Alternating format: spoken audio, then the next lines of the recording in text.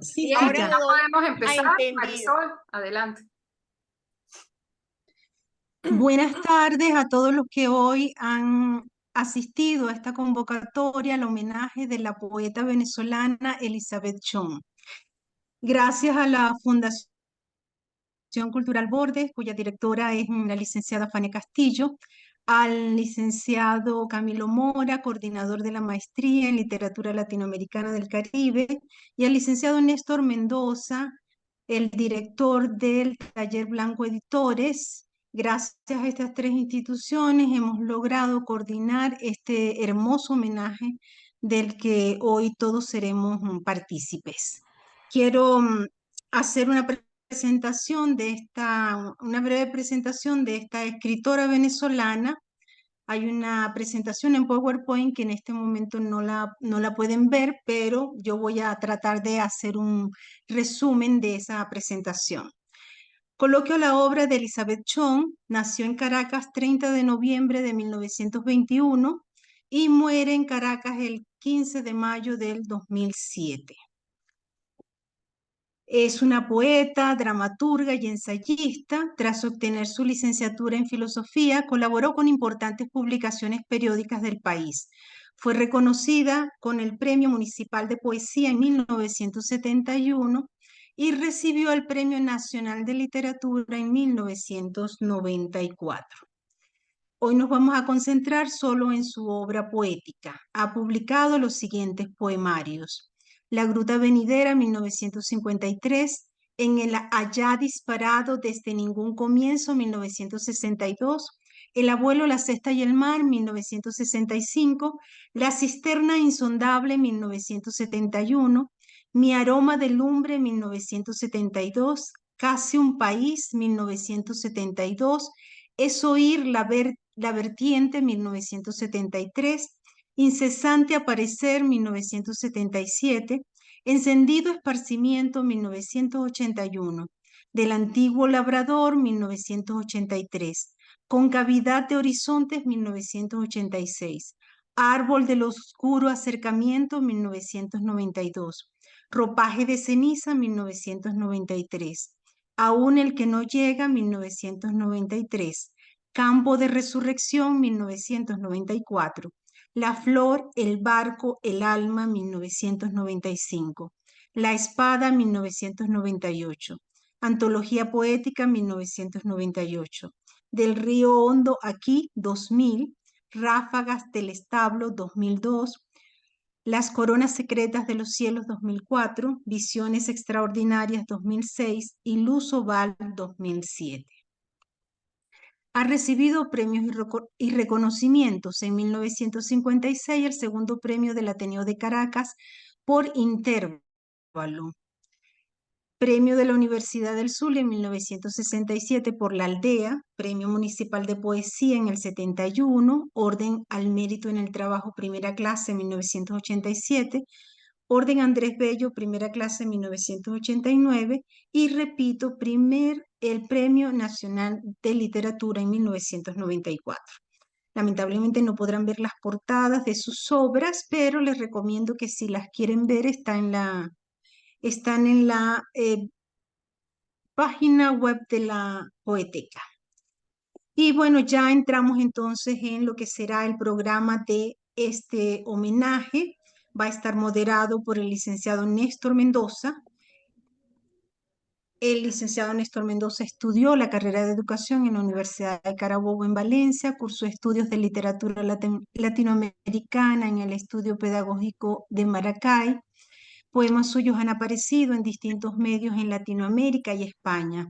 Ha publicado los poemarios Ombligo para esta noche, 2007, Andamios, 2012, merecedor del cuarto Premio Nacional Universitario de Literatura, 2011, Pasajero, 2015 y Ojiva, 2019. Libro que cuenta con una edición alemana publicada en 2019. Contradicción de Michel Emmenger. Algunos de sus poemas también han sido traducidos al italiano, inglés y francés. Forma parte de la antología Nubes, Poesía Hispanoamericana, publicada en 2019 por la editorial Pretexto de España. Mantiene inédito el libro en prosa Dípticos 2006. Los dejo entonces con Néstor, quien va a moderar este coloquio en homenaje a la poeta Elizabeth Shum. Muchas gracias, Marisol, por esta presentación. Buenas tardes, buenas noches. Saludos a todos los asistentes, a los poetas y las poetas que hacen parte de este nuevo ciclo de escritoras venezolanas, esta vez dedicado a nuestra gran Elizabeth Shum. Este evento pues, es organizado por Fundación Cultural Bordes, el Taller Blanco Ediciones, este proyecto que llevo adelante junto a Geraldine González Olivares, y la maestría en literatura latinoamericana y del Caribe a través del seminario abierto Literatura Venezolana escrita por mujeres. Para mí es un gran placer, pues un poco desdoblándome como presentador, moderador y también como lector de Elizabeth, es ser un lector de su poesía en mis inicios universitarios y ya en mi etapa migratoria ser su editor, justamente con este libro, Mi aroma de lumbre, que tuvimos el gran gusto de publicar en el Taller Blanco Ediciones el año pasado, justo cuando se cumplían 50 años de su primera edición.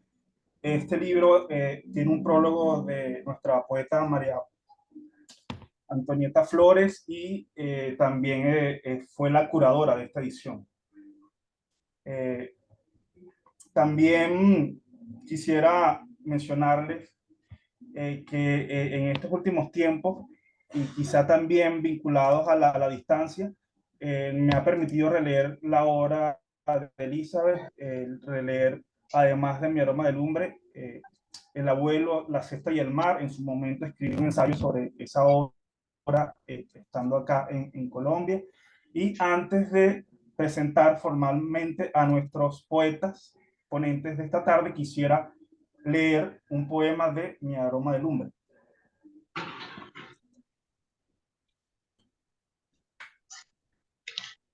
Estoy en cada visión, en cada pupila, en cada latido, y estoy en el celaje presta a alcanzar el otro extremo y a partir en la otra nube y arribar al otro límite donde tierra y mar se unen en una apretada raya que circula conmigo por los aires, montes, alturas, como si ella y yo fuésemos una sola y misma cosa. Inicio pues presentando a la poeta Belén Ojeda, a quien tuve la oportunidad de leer prematuramente, digamos, y también leer sus traducciones publicadas en aquel tiempo por Monte Ávila y el Piero y la Rana. Digamos que mi primer contacto con los poetas rusos del siglo XX, los grandes referentes de la poesía rusa del siglo XX fueron a través de las traducciones de Belén. Belén es música, traductora y poeta, egresada del Conservatorio Tchaikovsky de Moscú. Casualmente, a propósito de que el próximo ciclo estará dedicado a Ida Granco, Belén Ojeda ingresó en el taller del CELAR de poesía en el año 88 y en esa oportunidad Ida Granco era la coordinadora. En el 2020, la editorial LP5 Editora publicó el tomo de su poesía o su obra completa. Es traductora del ruso de Akhmatova, de Mandelstam y Boris Pasternak, entre otros poetas rusos. También nos acompaña Jesús Montoya, poeta, traductor y ensayista. Actualmente cursa el doctorado en estudios literarios en la Universidad Federal de São Carlos, donde investiga sobre la poesía venezolana contemporánea. Rua Sao Paulo, del 2019, su obra más reciente, obtuvo el segundo premio franco-venezolano a la joven vocación literaria. Actualmente reside en Brasil, es profesor de español, y dentro del Taller Blanco publicamos una traducción que hizo del poemario Catecismo Salvaje en el 2021 del poeta brasileño Wilson Alves Becerra.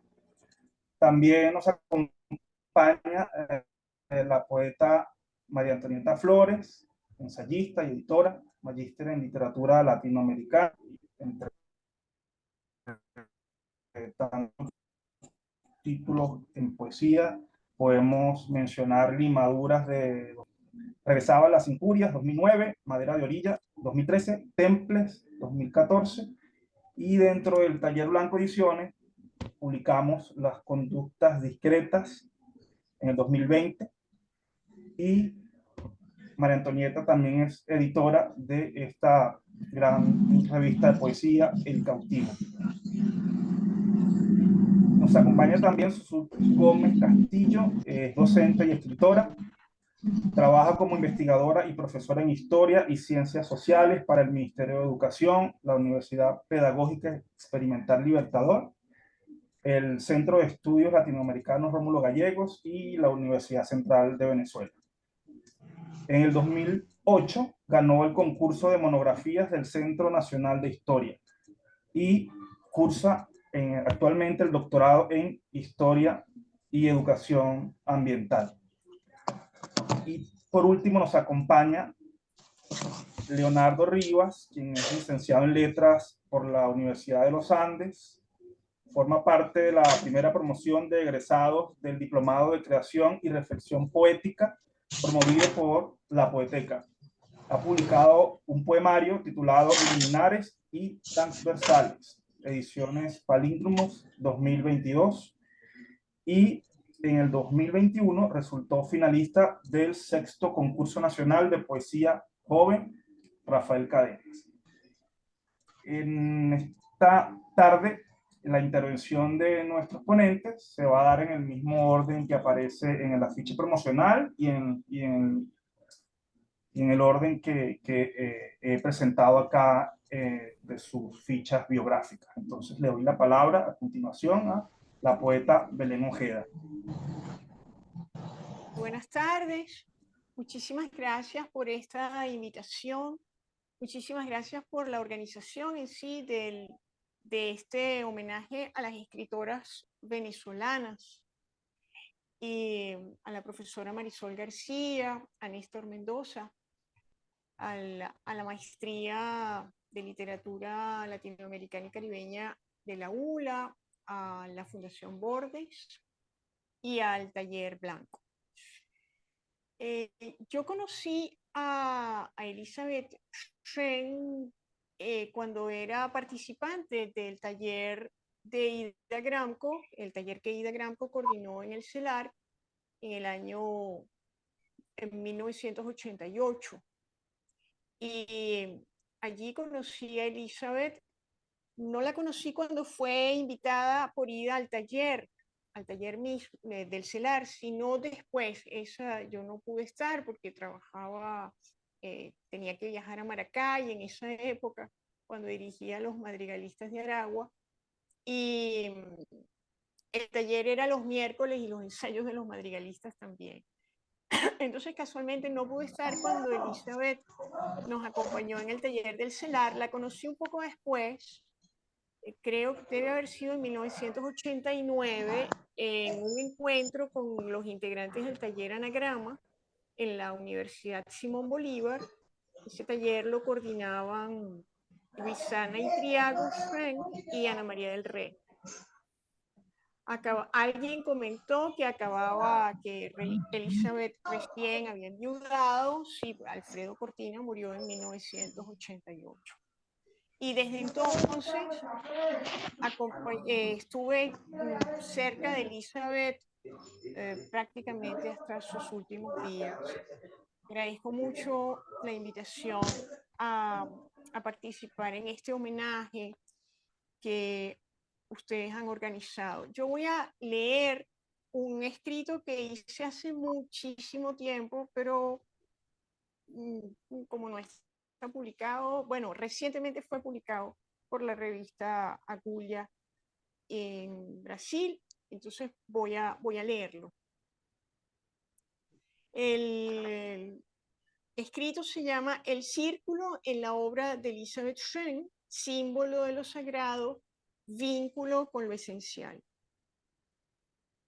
El lenguaje de cada creador es un cuerpo vivo que cambia con el tiempo, mas se mantiene erguido sobre sus rasgos esenciales, esos que podemos hilvanar desde la primera hasta la última obra de un artista.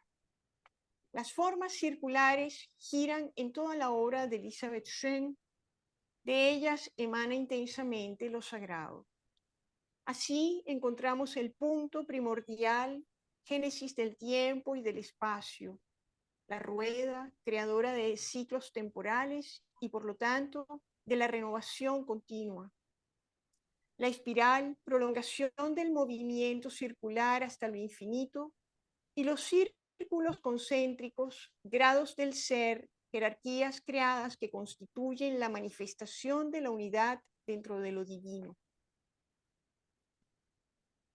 Dentro de lo diverso, perdón. A través de la obra de esta autora recorremos en espiral un camino donde cada libro pareciera revelarnos un misterio distinto para así despojarnos del miedo a lo desconocido, abriéndonos la línea del horizonte en su infinitud. Nos calentamos a la luz de la llama de encendido esparcimiento, cultivamos el grano del antiguo labrador. El agua se ciñe al paisaje sin cambiar lo que le es propio. El canto nos revela la materia de lo etéreo. Nos reconocemos en lo externo al mirarnos en las aguas profundas de nuestro interior. En el grano se gesta lo que pertenece a la tierra y al amor. Estamos ante los 5 elementos fundamentales, naturalezas opuestas que conviven en su infinita unidad. 5 puntos de la cruz, alrededor de la cual gira el círculo. Alma e intemperie unidas por los elementos que la conforman. Dice Elisabeth, piérdese el pulso, olvídase el ritmo, en la piel solo agotamiento y sobre ella el aire, el sol, el agua, el hombre, la tierra, e insistiendo como si dentro hubiese el reposo requerido para soportarlos. Cierre de la cita. Dentro, fuera, dentro, forman la línea circular que nos devuelve el vínculo con lo esencial a lo largo de la obra de Elisabeth Schön. El libro, en el allá disparado desde ningún comienzo, nos sitúa ante una aguda lucha entre, cita, un letargo voluntario desde los ímpetus, donde los ímpetus se niegan hacia adentro, y un requerido volcamiento, un asalto silencioso y hacia afuera. Cierre la cita. Esta ruptura es una desesperada búsqueda de equilibrio. El alma reclama los espacios exteriores, mientras las figuras que habitan esos espacios insisten en penetrar el territorio de lo íntimo. La lucha cesa cuando se halla el unísono que nos permite vibrar libremente en ambas direcciones por las desembocaduras que han quedado abiertas para que fluya nuestra esencia vinculada a lo externo. Abierto ese espacio, permitimos que el sol entre y la claridad nos invada. Así lo expresará la autora más tarde en su libro Es oír la vertiente. Pero además del círculo dentro, fuera, dentro, encontramos el círculo vida, muerte, vida. En el libro Campo de Resurrección encontramos la presencia de ambos. Dice Elisabeth, nada detiene el cambio. Lo descubrimos al escuchar el grito del niño que anuncia la entrada al círculo del mundo, al de la palabra, como el mejor campo de resurrección. Cierre de la cita. Entramos al círculo de la vida y la palabra. Giramos en él hasta llegar a la muerte y el silencio, como nos lo revelará el libro Árbol del Oscuro Acercamiento. De esta manera, los libros Campo de Resurrección y Árbol del Oscuro Acercamiento conforman entre sí el círculo vida, muerte, vida. Con Árbol del Oscuro Acercamiento iniciamos el camino hacia la cumbre y vamos abandonando la piel. También la palabra abandona su forma sonora para fundirse con la luz del espacio circular. La travesía se hace en soledad. Durante el camino, el árbol nos da la luz que nos penetra lentamente y que alcanzamos con plenitud cuando tocamos el fin que es siempre comienzo. Vida y muerte son puntos de una línea circular. Por un camino que pareciera describir una línea espiral, hemos llegado a otra dimensión de un mismo problema. Si en el libro es oír la vertiente, la poeta clama para que permitamos la penetración de la luz solar en nosotros. En el libro Árbol del Oscuro Acercamiento, la petición es para que nos invada una luz invisible a nuestros ojos. Hemos pasado de lo visible a lo invisible, puntos que también se tocan en un círculo. El punto, ese pequeño círculo, será en el libro aún el que no llega, el lugar de la primera caída. En él está la génesis del tiempo y del espacio. Este poemario, como en el allá disparado desde ningún comienzo, aún el que no llega, está construido sobre una simbología geométrica. Ya va que me perdí ahora. Este poemario está construido sobre una simbología geométrica donde el punto tiene una infinita capacidad creadora y línea en potencia que se transforma en círculo.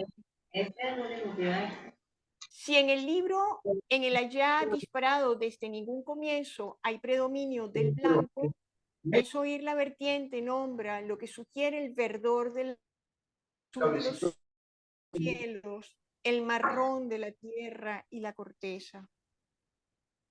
Aún el que no llega nos devela la transparencia, preparando así lo invisible que se hace presente en los libros Árbol del Oscuro Acercamiento. En el primero de los libros nombrados, la luz de la lámpara nos ilumina plenamente, mas es invisible a nuestros ojos. En el segundo libro logramos transitar el centro cuando miramos más allá de lo visible y escuchamos más allá de lo visible y lo existente. Dice Elizabeth, de lo invisible emanan los hilos que denuncian la voz y lo existente es una piel nacida de lo inexistente para la palabra y el vínculo. A lo largo de la obra de Elizabeth Wren, giramos en los círculos concéntricos del adentro y el afuera, de la vida y la muerte, del día y la noche, de lo visible y lo invisible, en un movimiento que trae consigo la constante transformación. Muchas gracias. Muchas gracias, poeta. Ahora le damos la palabra a Jesús. Jesús. Bueno, muchas gracias por la invitación. Hermoso las palabras de la poeta Belén, una maravilla. Muchas gracias, Néstor. Veo muchas personas conocidas, muchas personas queridas por acá, de diferentes partes. Qué lindo que se pudieron conectar. Y bueno, la profesora Marisol al principio dijo que íbamos a concentrarnos en la poesía de Elizabeth Shong, pero yo cometí el pecado, sin saberlo, de escribir sobre la granja bella de la casa, que en realidad en mi percepción es un ensayo poético. No termino realmente todavía de definirlo y precisamente voy a leer un texto que preparé comentando un poco, ¿no?, sobre esa cuestión.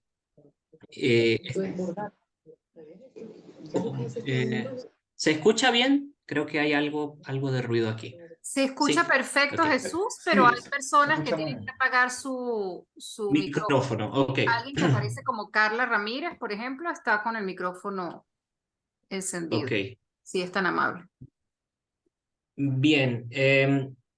Este texto se titula Elizabeth Shaw, Poetizar el ensayo, ensayar la poesía, y tiene un epígrafe de Orides Fontella, que es una poeta brasilera, que dice: Aurora se mantém, a eternidade é intacta.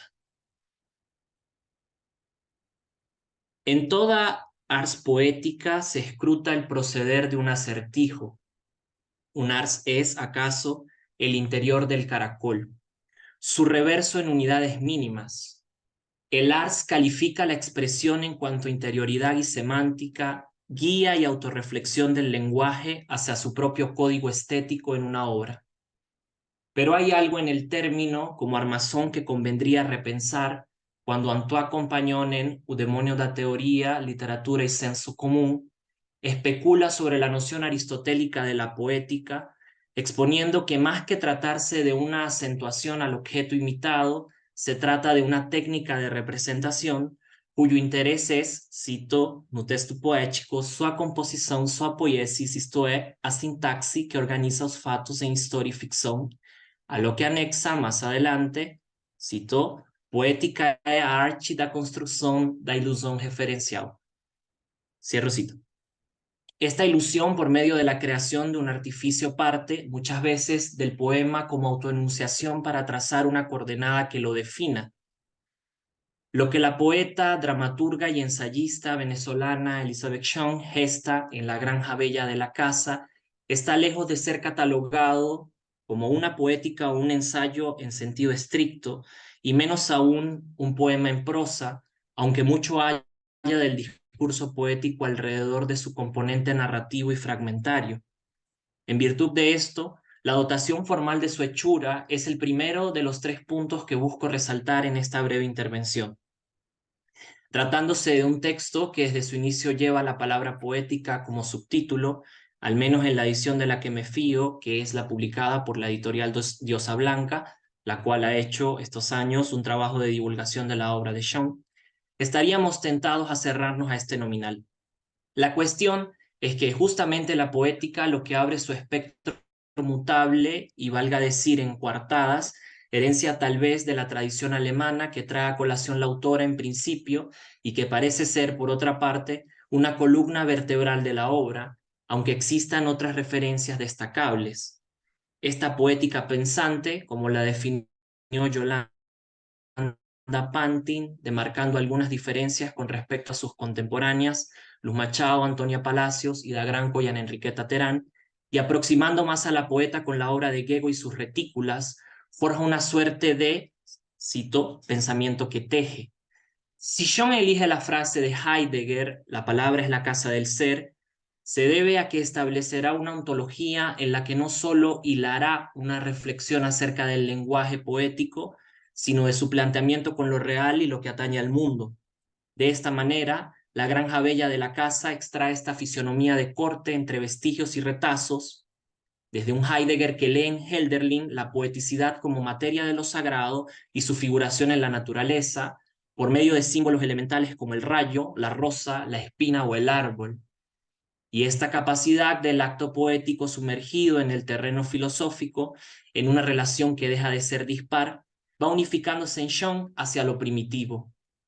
Aquel fuego primerizo de los presocráticos, en este caso leídos desde las versiones hechas por el filósofo venezolano Juan David García Vaca.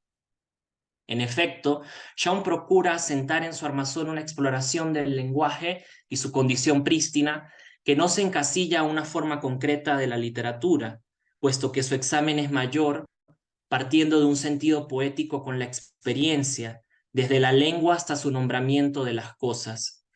El binomio Heidegger-Hölderlin valdría como el del pensamiento-poesía, o una funcionalidad donde la frontera roza el quiebre cuando la propia autora interviene en los bloques prosaicos con pequeños poemas en verso. Así, observo esta suerte de poética más contigua a ciertas escrituras contemporáneas donde los géneros se desfiguran, aunque no precisamente debido a una maniobra estética amparada a un estatuto de la moda, sino a la inclinación por otorgar libertad al lenguaje en su instancia tribal, donde poesía y filosofía se entrecruzan yendo a su visión clásica. Y es que en esa búsqueda incesante por lo primordial, la lectura al oriental también se muestra con la mención al Tao y al Lao Tse, por un lado, y a Tales de Mileto, por otro, articulando ambas perspectivas. Esa liberación que menciono no es más que una tentativa de abarcar a través de un continuo cuestionamiento una serie de lecturas que no están solo amparadas al ámbito de lo literario, a pesar del autor a citar a Rubén Darío y de mencionar a San Juan de la Cruz o a Franz Kafka. De este modo, revisitar estas notas como un bosquejo del pensamiento poético de Shawn, su fundamento y praxis manifestado a lo largo de su vasta obra, donde se suman además experimentos como El abuelo, la cesta y el mar, obra sobre la que la poeta María Antonieta Flores apunta como la creación de, cito, un lugar poético, mítico, iniciático. Cierro cita.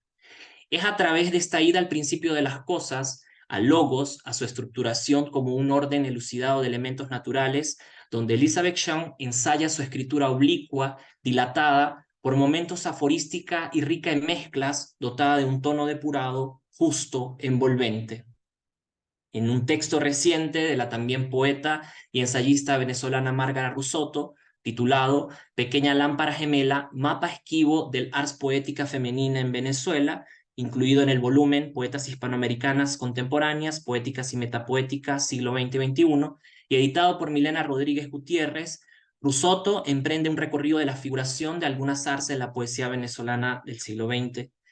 Me es imprescindible este texto de Rusotto y su aproximación, precisamente por forjar una versión alterna a las poéticas como sentido a la construcción de ilusión referencial, citando a Compañón, uniéndolas para el establecimiento de nuevos paradigmas acerca del canon en Venezuela, los cuales no cabrían dentro de algunas categorías pertenecientes a antologías de finales del siglo pasado, creando con esto una constelación alejada del bullicio de la vanguardia y de la neovanguardia como tratamiento a un compromiso político y dejando a estas escrituras en un espacio de intermedio.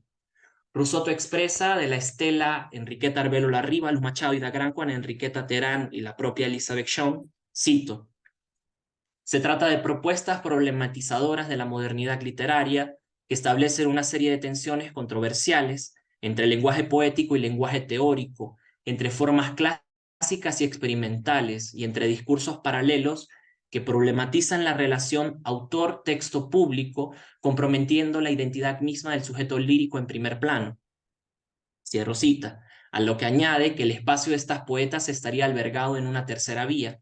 Cito: sus propuestas parecen trascender la escisión entre la visión que valora los elementos internos y locales de la propia cultura, polo transculturado, y lo que responde tan solo a la compulsión internacional de las grandes transformaciones mundiales, polo cosmopolita. Cierro cita. No obstante, incluso en este grupo de arts mencionadas por Rusotto, el caso de la Granja Bella de la Casa, a mi modo de ver, sigue siendo la apuesta más arriesgada en un sentido híbrido, en tanto análisis y exploración de un ensayo que pretende no solo poetizar, sino también filosofar desde diversos registros.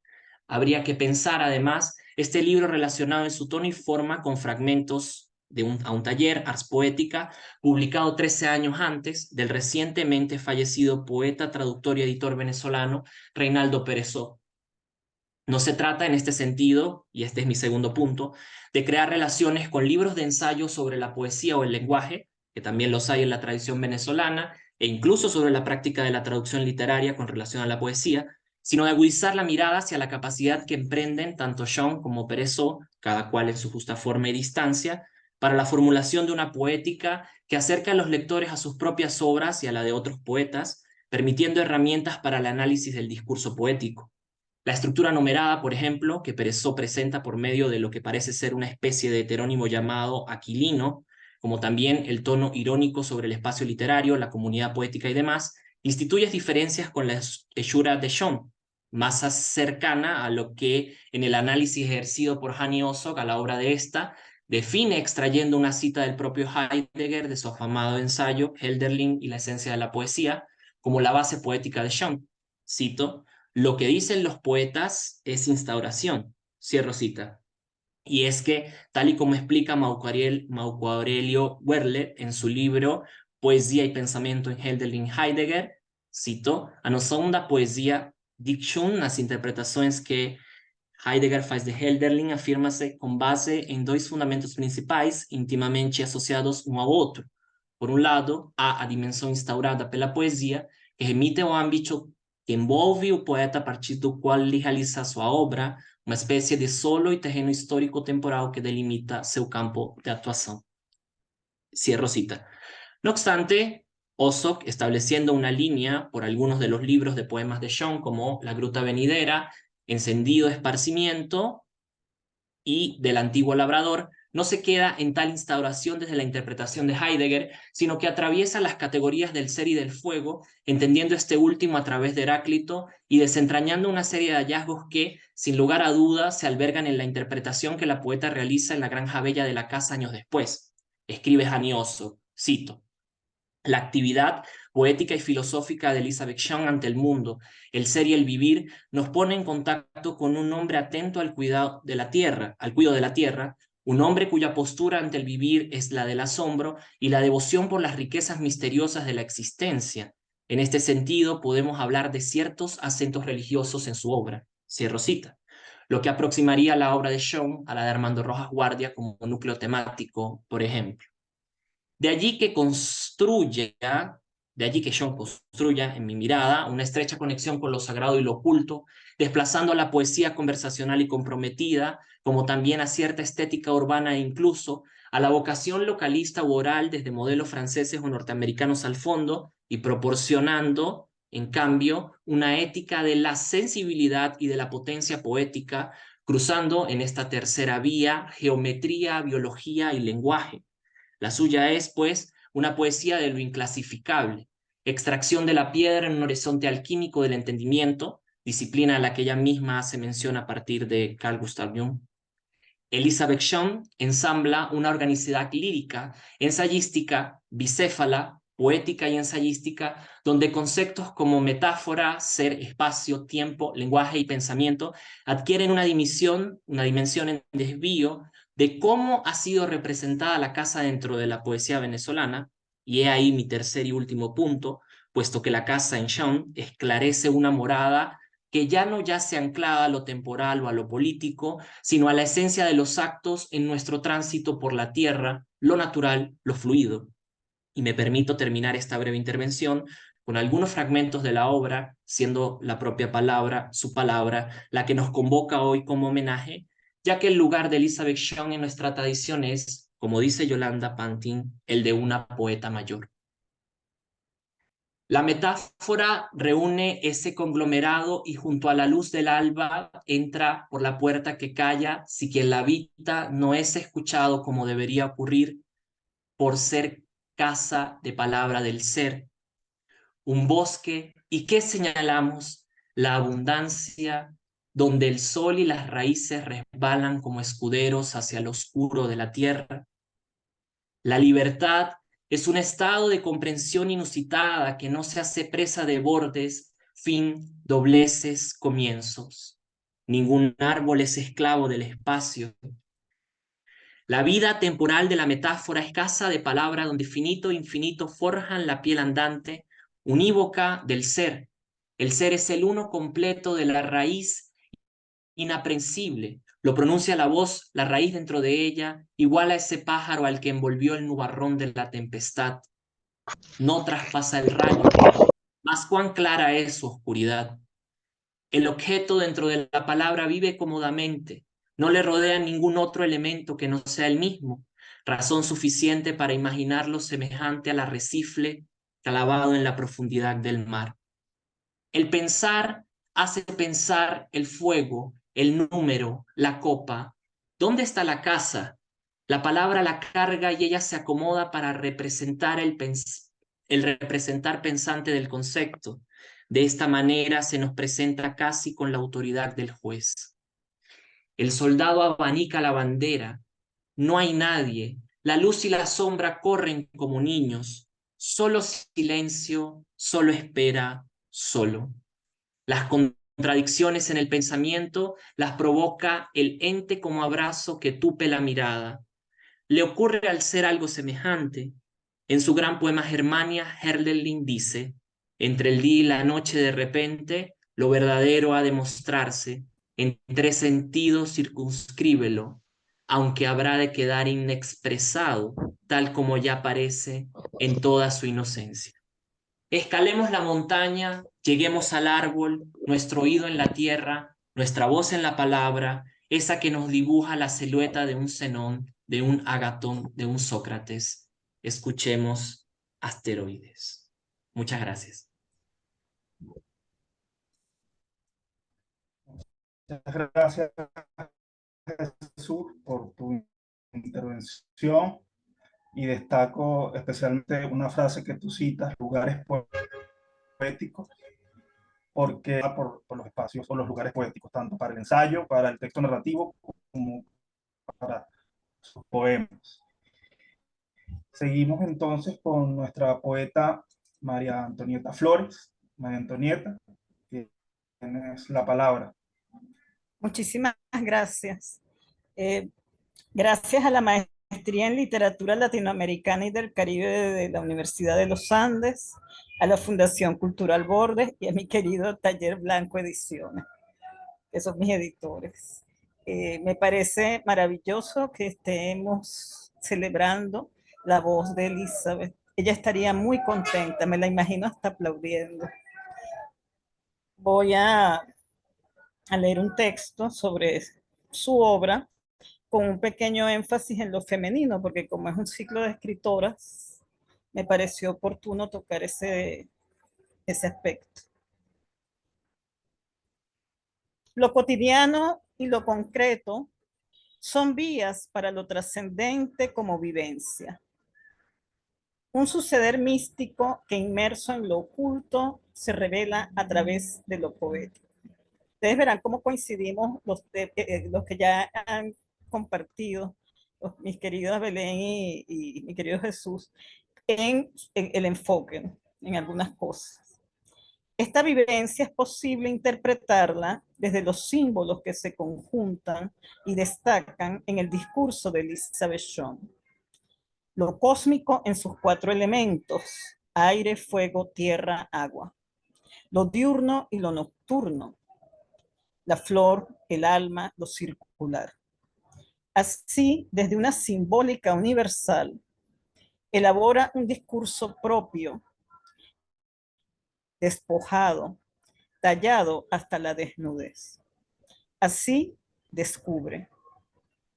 La esencialidad se expresa en el uso del verso libre y el poema en prosa, muchas veces unidos en un mismo texto para la búsqueda de precisión, de claridad, de exactitud. Así lo dice en Mi aroma de lumbre, cito: se escribe con la limpidez de la hierba. Fin de la cita. La voz de Elizabeth Shaw se concretiza en lenguaje despojado, pensamiento transformado en imagen, la imagen en pos de la esencialidad. Dijo Elizabeth en 1995, cito: el pensamiento desabrocha el origen. Fin de la cita. El poema, desde lo sencillo y elemental, revela lo esencial del hombre y sus sentimientos. La búsqueda del origen es el encuentro de lo uno. La unidad está desnuda y revelada en su obra. La fragmentación y parcelación de la realidad no es asunto de su vivencia ni de su visión poética. Todo en un centro, desde y para él. El territorio del vínculo y la transmutación. La vuelvo a citar. La transfiguración que reciben los entes al encontrarse anillados en la unidad inseparable de la imagen. Esto está tomado de un texto que ella escribió para una revista que publicaba el taller que dirigía a su sobrina, Lisana Itriago. La imagen es la representación de la unidad, y eres el taller de la Simón Bolívar. confundiendo las instituciones. La imagen es la representación de la unidad para Elizabeth Shum, porque en ella se condensan lo visible con lo invisible y se transforma la diversidad al enlazarse en el círculo.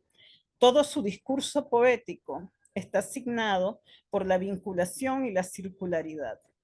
La unión de poesía y prosa expresa en la forma lo que está en su materia y visión poética, el vínculo, la disolución de los opuestos. Sigo citando de ese texto que les comenté. Hay un origen, en lo esencial no existen los contrarios. La palabra, al pertenecer al ámbito esencial lírico, pierde su oposición de opuesto, creándose una realidad artística inmanente que lleva consigo ser globalidad sin ruptura de tiempo, de espacio y por lo tanto de muerte. Fin de la cita.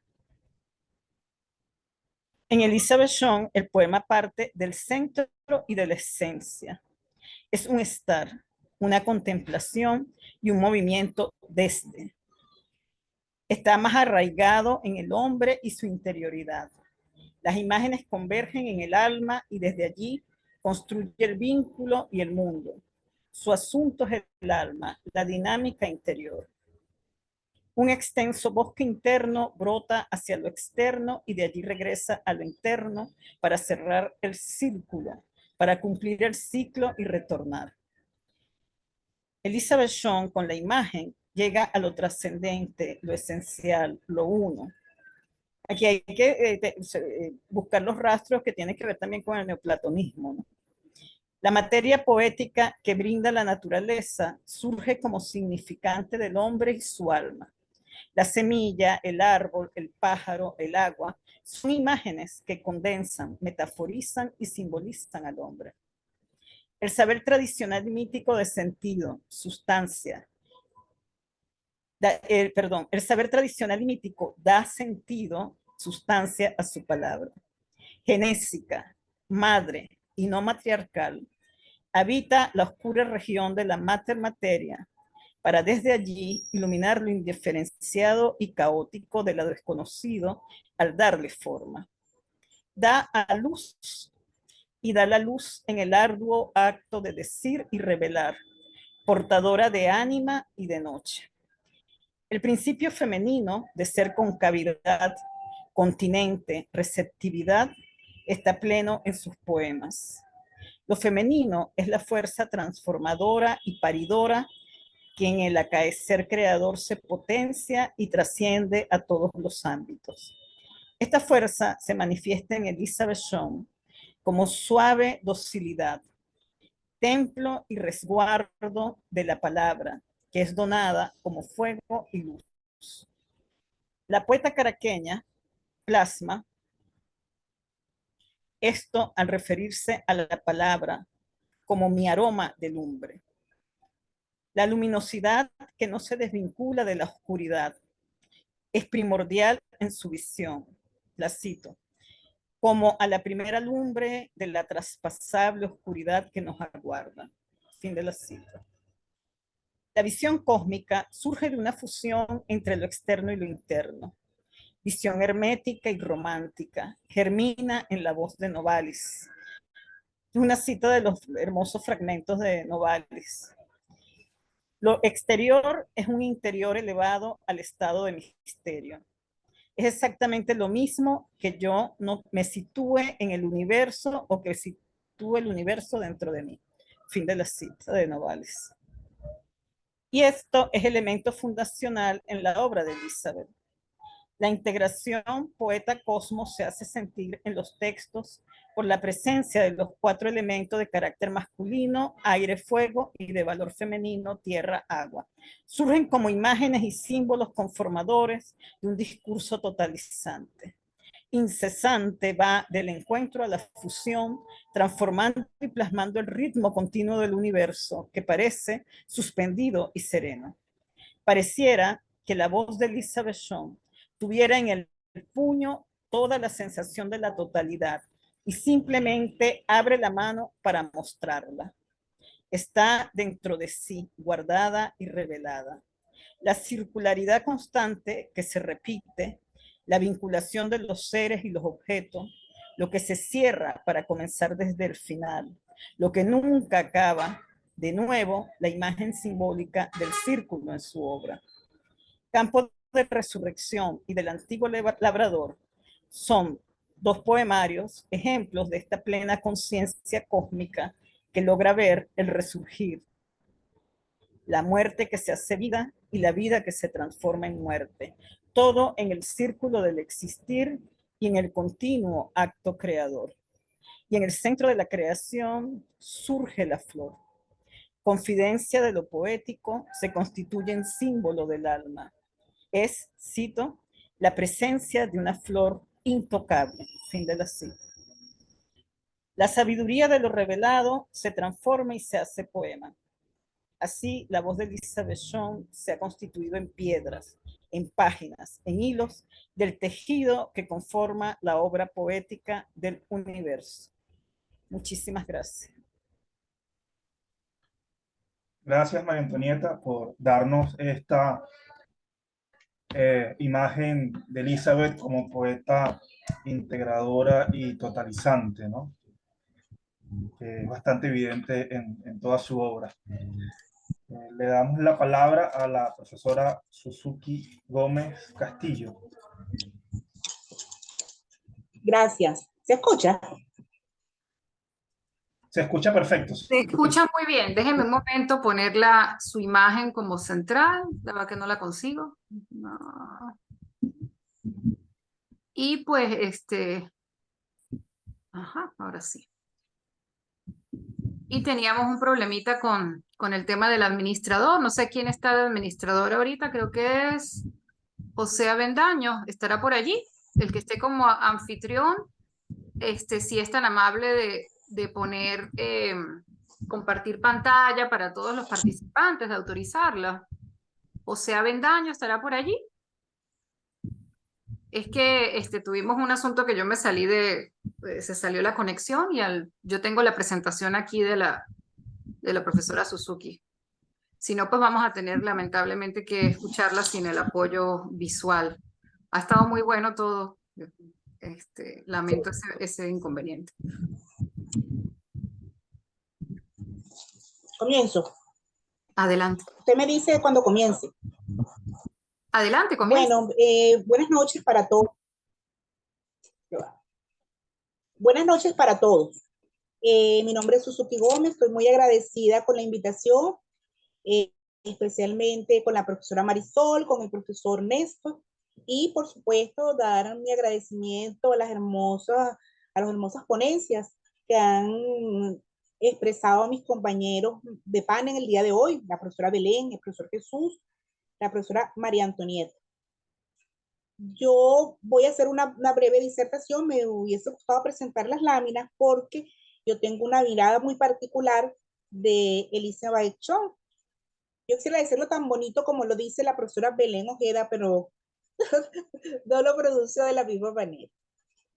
Y esa mirada diferente para mí viene de la parte mística, de la parte de la parte mágica y religiosa que presenta Elizabeth Shaw en sus trabajos. Otro aspecto que para mí ha sido relevante estudiar dentro del marco de su figura ha sido su postura política. Interesante, cambiante, fortalecida.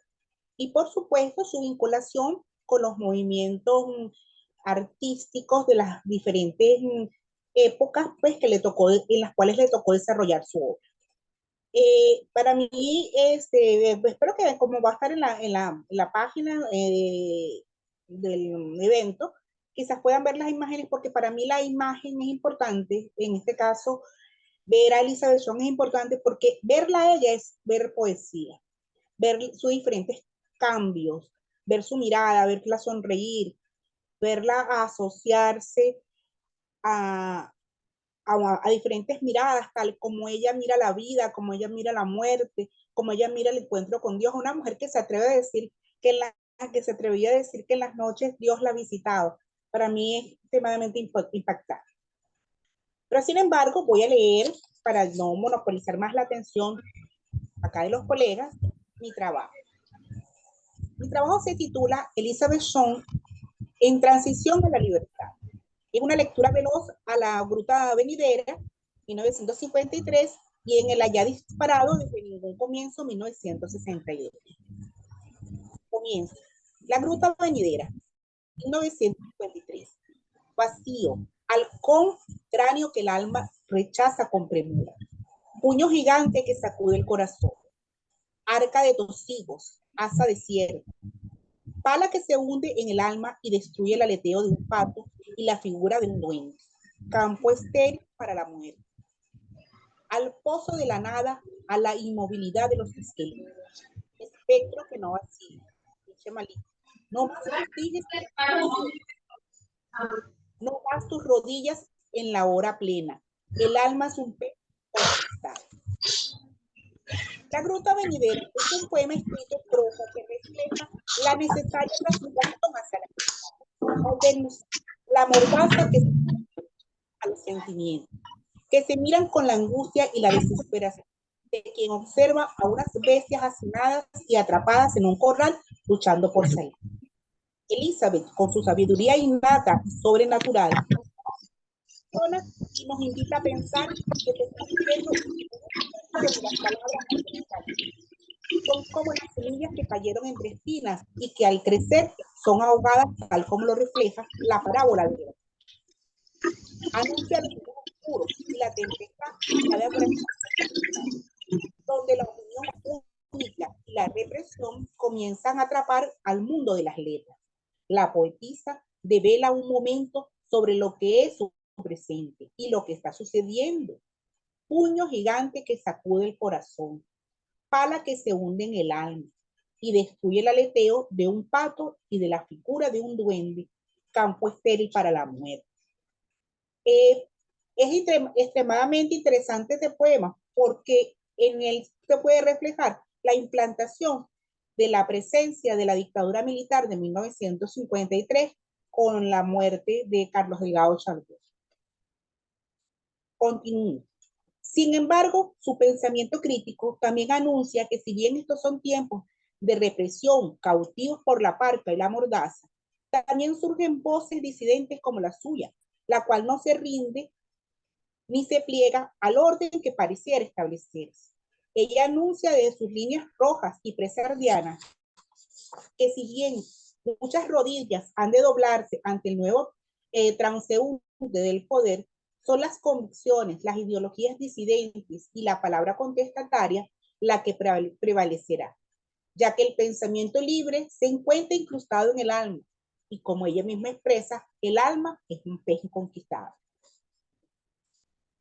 Al pasar un decenio, pues ella se va al exilio, nuestra escritora regresa a Sardiana, transmutada por el abstraccionismo.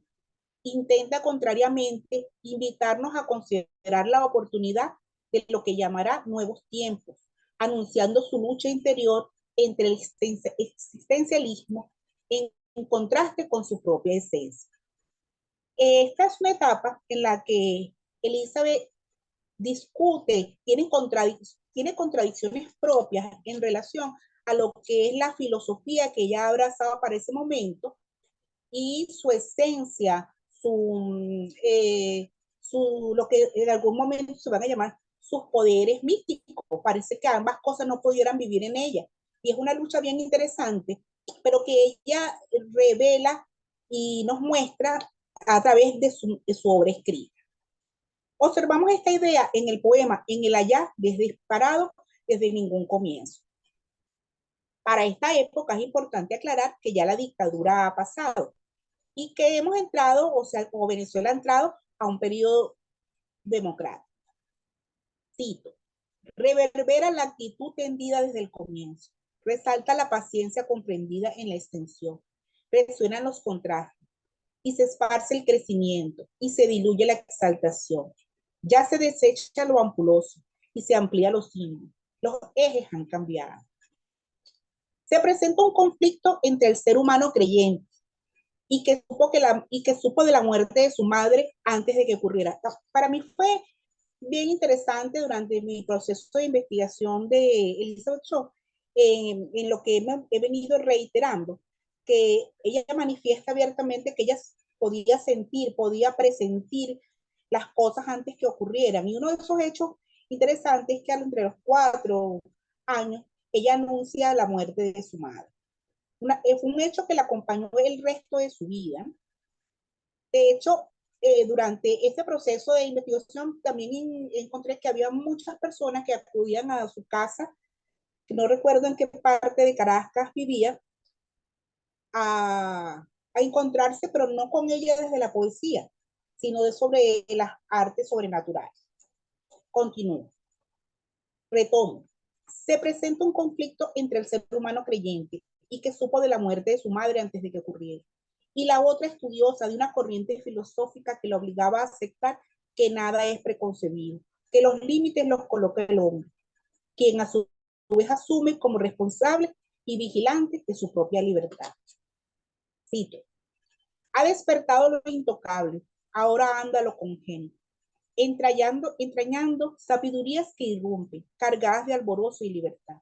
Están siendo abandonadas las constantes antiguas, para que se vuelque el lado abierto de lo nunca amado antes. Y cierro mi intervención con lo siguiente. Elizabeth Shaw abandona la prosa en este poema, asume la escritura, la exposición de ideas que emulan a Jackson Pollock en sus pinturas. Lo importante es el impacto ante el epicentro que se ha vuelto una constante en su poema, la libertad, antes cercenada, castrada por el momento que se vivía, y ahora abierta, espontánea, pero sin embargo atada al subjetivismo de la autora. Muchas gracias. Muchas gracias, profesora Suzuki, por la intervención y por el panorama que nos ofrece, más allá de lo que conocemos sobre la poética de Elizabeth Shaw, centrada, al igual que otros grandes poetas como Lezama Lima, o desde nuestra tradición Ida Granco, como habitantes del reino de la imagen, ¿no? Sobre todo allí cuando destacabas el aspecto del contexto, esa mirada que hacía la poeta al contexto de su momento, un contexto parcial de esa historia venezolana. La profesora Marisol nos comenta que Leonardo Rivas ha tenido problemas para ingresar, así que damos espacio para un par de preguntas, un par de comentarios que quisieran compartir con los ponentes de esta tarde.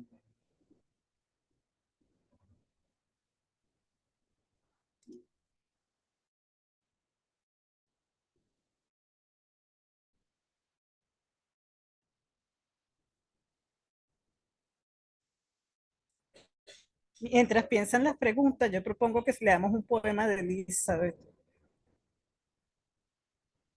Muy bien, quienes quieran compartir un poema que tengan allí a la mano, pueden compartirlo en este momento.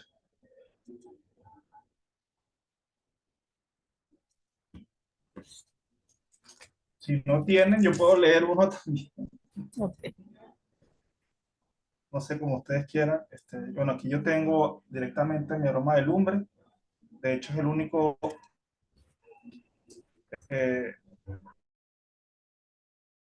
poemario que tengo a la mano. Toda su obra la dejé en Valencia.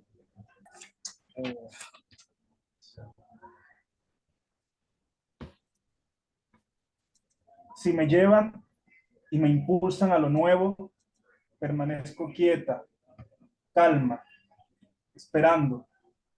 Desde ese instante me parece que me están anestesiando, cortándome la piel, colocándome pinzas, cosiéndome suturas, para luego dormir y despertar como si por primera vez acudiera la voz.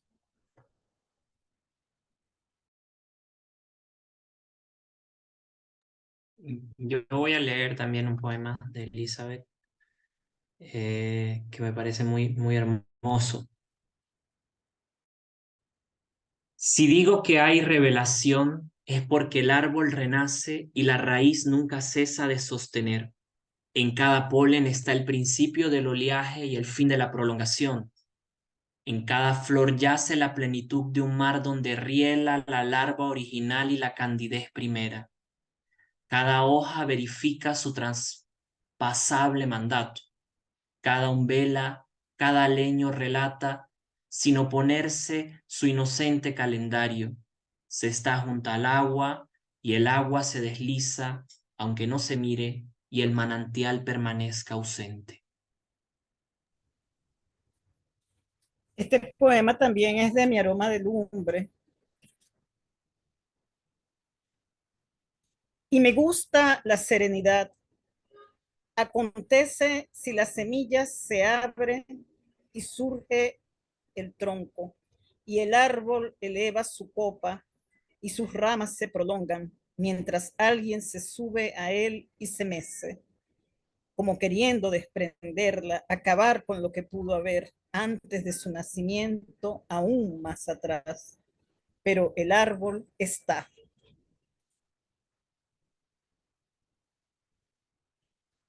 Quiero compartir un poema del poemario que Néstor nos ha regalado hoy.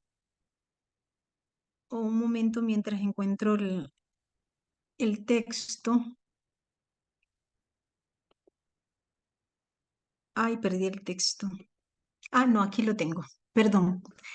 Estoy en cada visión, en cada pupila, en cada latido, y estoy en el celaje presta a alcanzar el otro extremo, y a partir en la otra nube, y arribar al otro límite, donde tierra y mar se unen en una apretada raya que circula conmigo por los aires, montes, alturas, como si ella y yo fuésemos una sola y misma cosa.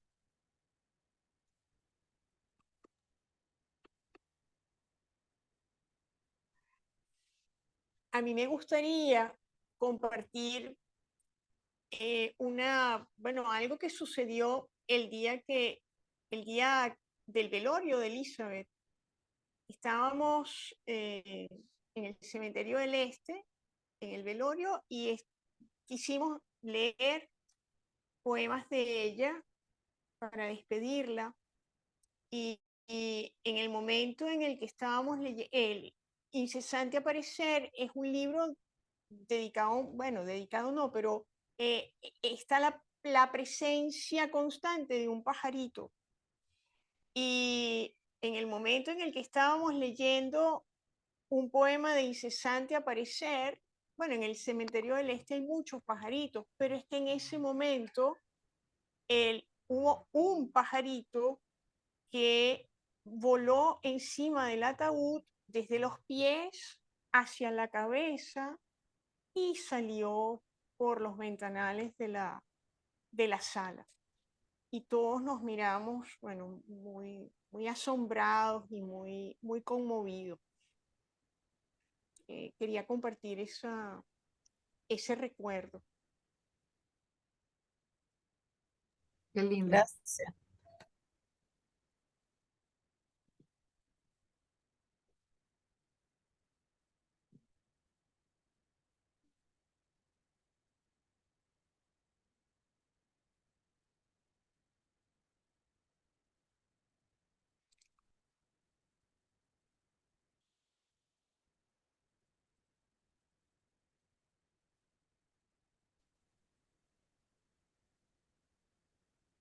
Néstor, tienes tu micrófono apagado. Que acabo de compartir en el chat el enlace para que puedan descargar Mi aroma de lumbre.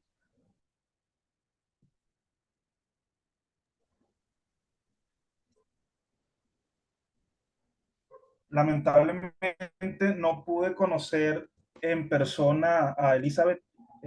Conocí su poesía joven, a los 18 años, pero no pude conocerla en persona.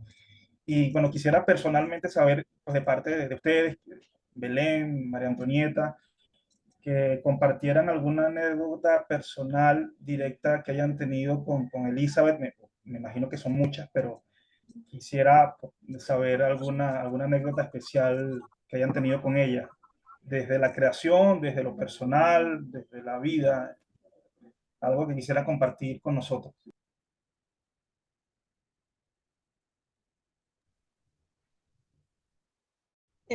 Elizabeth los hubiera querido a Jesús y a ti. A ella le encantaba mucho la gente joven, era muy cariñosa. Ustedes lo hubieran querido inmediatamente también. Ella tenía toda esa energía materna. Para Elizabeth las navidades eran una cosa muy especial.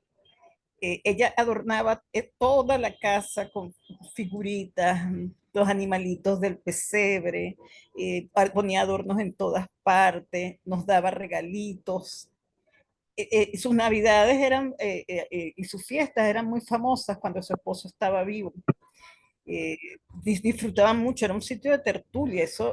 Nosotros cuando Belén y yo la conocimos, que ella ya estaba viuda, ya había decaído la fuerza que tenía esa tertulia, pero ahí se reunía toda Caracas prácticamente, la Caracas intelectual.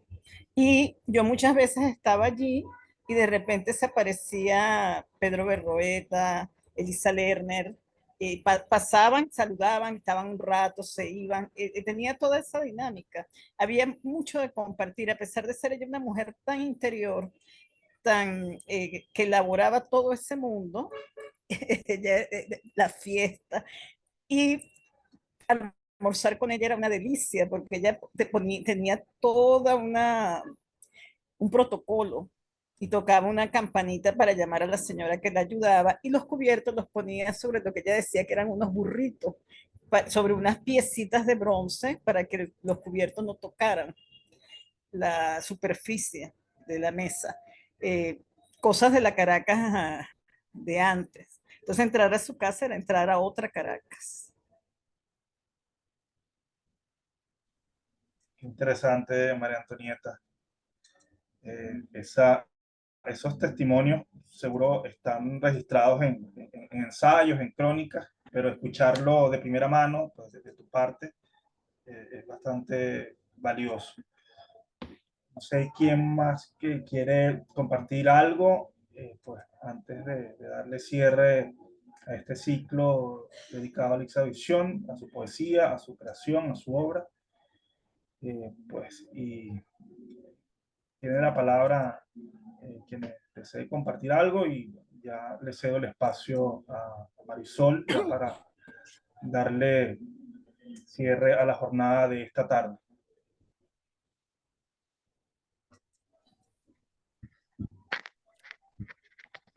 Bueno, yo quisiera compartir un poco lo que dijo María Antonieta. Nosotros nos conocimos ya cuando había enviudado. De hecho, yo la recuerdo de esa primera vez que la vi en la Universidad Simón Bolívar, viendo a Elizabeth, una mujer muy alta.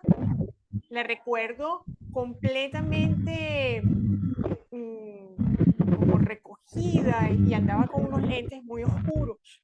Y después, una Navidad que celebramos en la casa de Ida, porque la Navidad era muy importante tanto para Elizabeth como para Ida.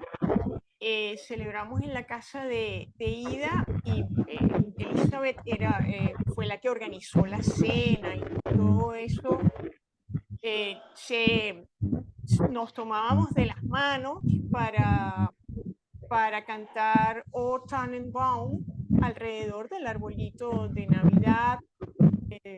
Era tradición de la familia, ella es de origen alemán, ¿no?